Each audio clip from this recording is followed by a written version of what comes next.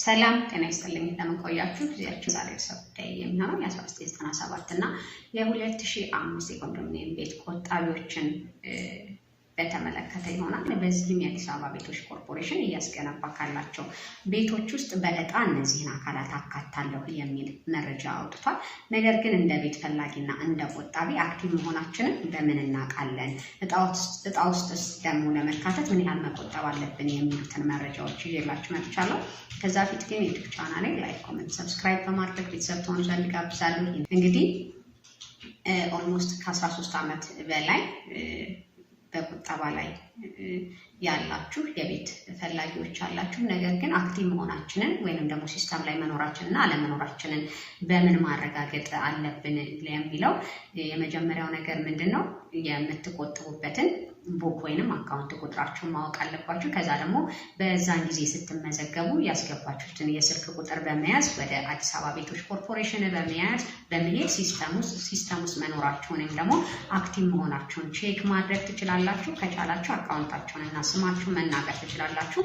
በዛ ማድረግ ግን ካልቻላችሁ በሰዓቱ ስትመዘገቡ ወይንም ካርዷ ላይ ያለች የስልክ ቁጥር አለች። ያችን ቁጥር ስትሰጧቸው ሲስተሙ ላይ መኖራችሁን እና አለመኖራችሁን ሊያረጋግጡላችሁ ይችላሉ ማለት ነው። ስለዚህ በዚህ እጣ ውስጥ እካተታለሁ አልካተታለሁ የሚለውን ነገር መጀመሪያ አክቲቭሊ እየቆጠባችሁ ነው ወይም ደግሞ ሲስተም ውስጥ ተካታችኋል የሚለውን ማረጋገጥ ይኖርባችኋል። ይህን በዚህ መልኩ ማረጋገጥ ትችላላችሁ።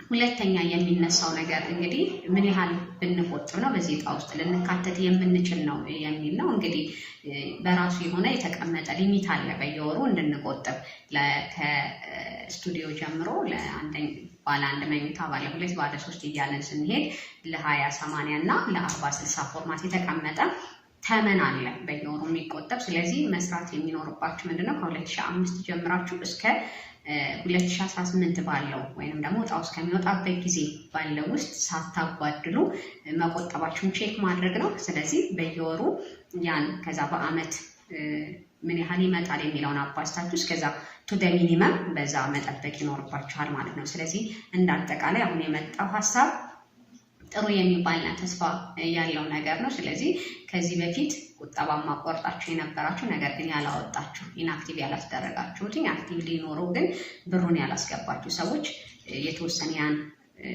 መሰረት በማድረግ ወይንም ደግሞ ከ2005 ጀምሮ አሊያም ከ1997 ጀምሮ እስከዚህ ምን ያህል ይጠበቅብኛል የሚለውን አትሊስት ሚኒመም ሪኳየርመንቱን ማሟላት ይጠበቅባቸዋል ማለት ነው።